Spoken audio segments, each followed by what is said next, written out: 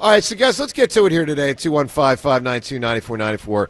And, to a certain extent, preview the Eagles playoff. But really, it's now more about the Eagles than the Niners because it's right in front of us.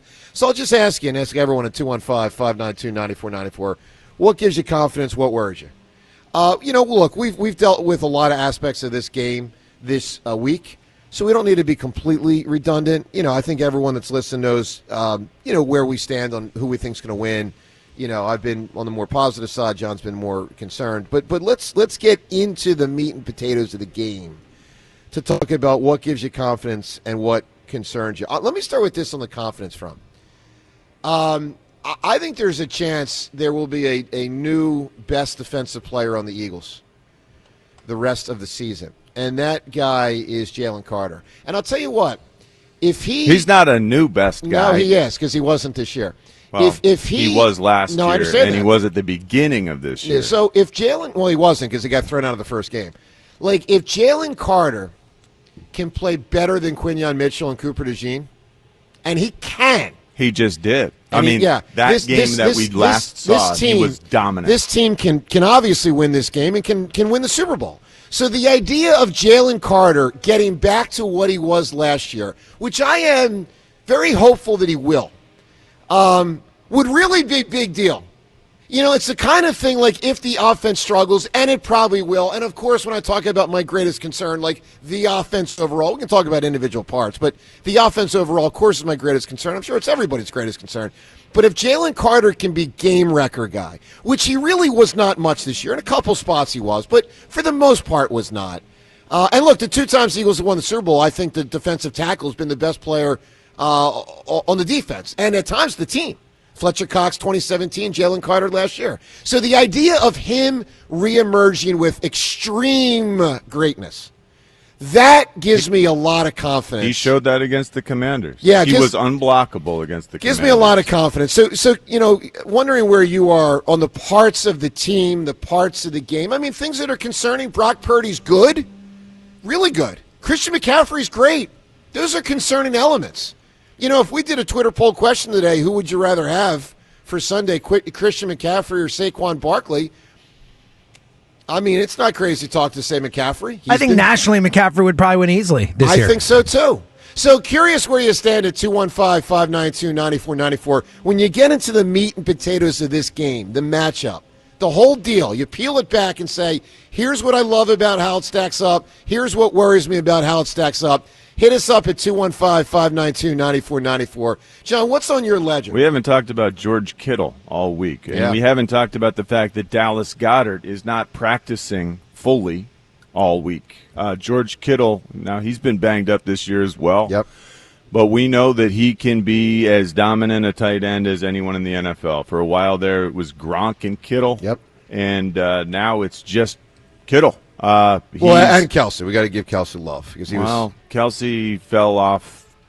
Yeah, but I'm saying but it was Gronk, Kittle, and Kelsey were the three, really. So Kittle's the concern, so John. Now Kittle's, I don't know, for my money, the tight end I'd least like to be facing right now, and the dilemma that we have with the linebackers is, do you cover them with linebackers, or do you try to cover them with Cooper DeJean and as an unbelievable nickel cover guy? The tight end, because then you got Christian McCaffrey as well. Yeah. Fortunately, I do think they're going to mix Jahad Campbell into the coverage. I do think Zach Bond will be part of the coverage on these two important offensive, weapons, let's be honest. They can run those option routes. They can basically tell these guys, hey, go out and do whatever you do, sit it down against zone, outrun your defender against man, and they will win because that's what they've done their entire careers. McCaffrey has, 102 catches this year, and that's not going to stop. We need to have a plan, and fortunately for us, we do have defenders that can run with those players. I just don't know if they can run with them if they get schemed up in ways that we haven't seen before, which is part of what I'm so worried about the scheme. Now, I'm also worried about Jake Elliott. I'm also worried. I right. think Jake Elliott should be kicking for his job. I think Kevin Patullo should be coaching for his. Yesterday there were changes around the NFL where, man, some really exciting names out there on the market, guys who failed as head coaches like Mike McDaniel, who would be an incredible addition to our coaching staff. I know that there's probably some weirdness with McDaniel and Vic Fangio because they were on the same staff down there and Vic Fangio was let go. I don't know exactly the circumstances. I know that the rumor was players in Miami didn't like Vic Fangio, and he was jettisoned while McDaniel stayed. Now McDaniel is jettisoned.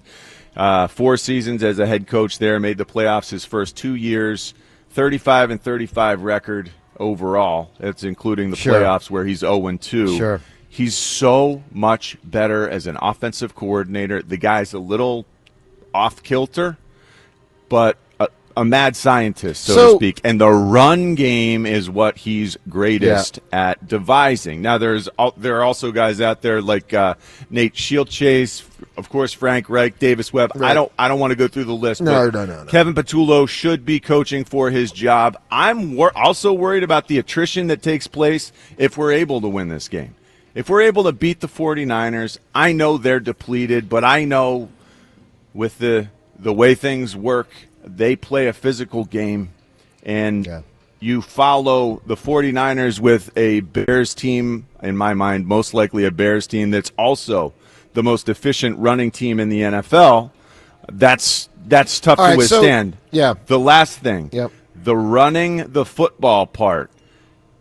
Windy conditions possibly on Sunday, 30-mile-per-hour winds. We've seen what that does to our passing game, what that does to any passing game. But, we've paid close attention because we're wondering why in the world can't they, why in the world can't Jalen hit the broadside of the barn with the football? Why in the world can't these receivers catch balls that seem well placed? Well, the wind wreaks havoc on a passing game, and their run game is something they depend on a lot more than we depend on our run game. The conditions, I worry, are favoring the way they play football. By the way, on behalf of the 1.7 million listeners right now who have been frustrated, and John, I'm joking here a bit with your commentary this week. There was 2 sides of the ledger we were looking for in the first segment, the negative and the positive. What's the positive? What encourages you that the Eagles can win this game? They've been there before. They know what it takes to win when the speed uptick occurs in the postseason. Our quarterback is impervious to the pressure, it seems, and he elevates his level of play when it matters more.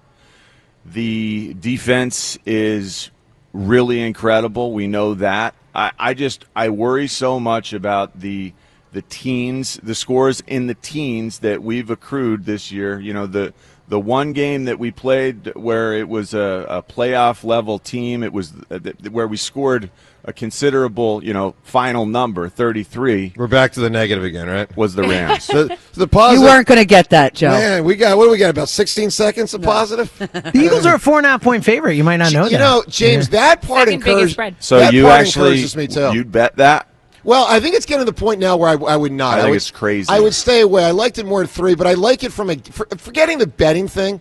I like it from a game standpoint. We haven't scored that the number has risen. Those numbers that I talked about the last couple of days, 17, 7, 16, 15, 19, 13, 17, 10, 16, 15, 19, 13.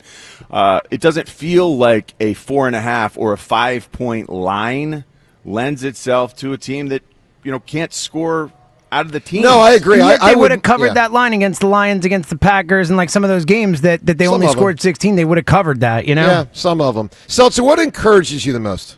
The defense is, again, I think the best unit in the league right now. You could argue Seattle's D, you could argue Houston's D, you could argue LA's offense. I think we have the best unit in the league based on talent, based on the way they played, and based on that these guys have won a Super Bowl the vast majority, have been there in these battles.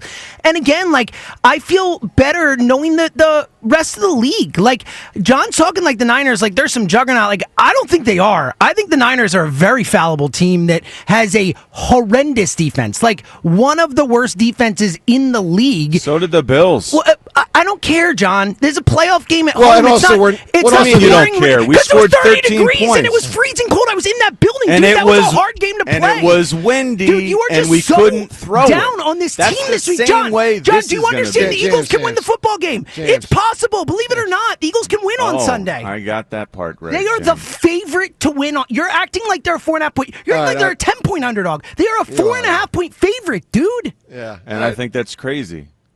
Okay.